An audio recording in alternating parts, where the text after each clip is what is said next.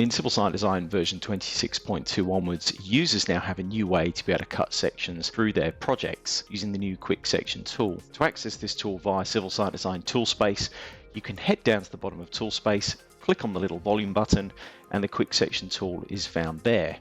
If you want to use the ribbon, you can head to the Roads tab, and the Analyse panel, which is new, is available to users, and you can click on the Quick Section pull down and you'll see that we've actually added the inquiry tool into this particular pull down. I'm going to choose Quick Section.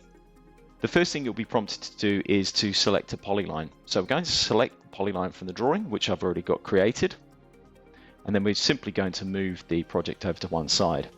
Now, everything we do in this form is stored within the polyline. So any edits that I make within this form are always associated to this polyline only. But a little bit later on, we'll show you how you can change some of the settings and have those as your defaults. In regards to how the polyline works, all we simply do is move the polyline or grip edit the polyline if we want to, and we get an immediate response on screen with that particular change. If we want to, we can add additional vertices to that polyline. It's recommended that you do not add arcs into your polylines. We do not support the arcs within any polylines that you draw. In respect of the graphical environment over here, what we can do is scroll in and out using our mouse wheel. We can hold down our mouse wheel to pan, and if we want to zoom extents, we double click our mouse wheel.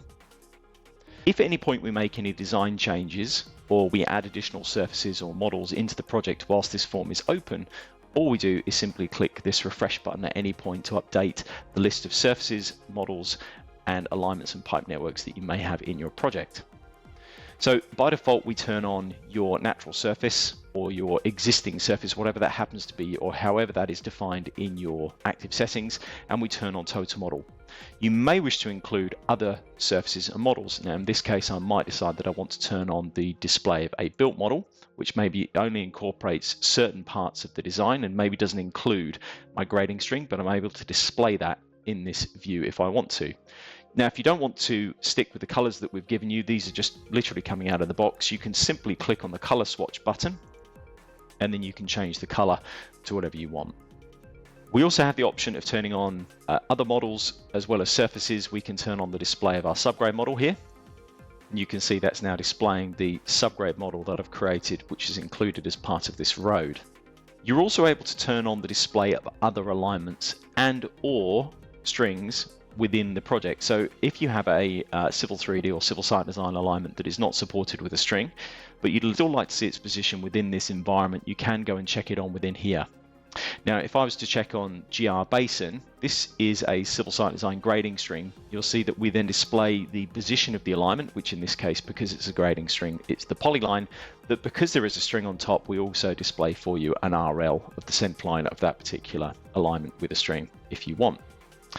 We can also display pipe network. So if we come in here and check on network 1, you can see that because I'm cutting a section over the top of this pipe, that pipe is now being displayed. And you can see as if I move this around and maybe adjust this, so I'm crossing over two pipes at quite an oblique angle here, you can see that those two pipes are also now being picked up. In respect of the display settings, everything that you can see in this window is controlled by some defaults, and those defaults are controlled via the settings button. When we click on the settings button, you can control things like the default scales, the default sizes of any text that you have displayed for things such as crossfalls, surfaces, and models. So all of these can be set as default by clicking on the Set as Default button down the bottom. Any changes that I make in here are only going to be subject to this polyline only. If I was to copy this polyline or create another, all those original defaults will be applied for that particular polyline.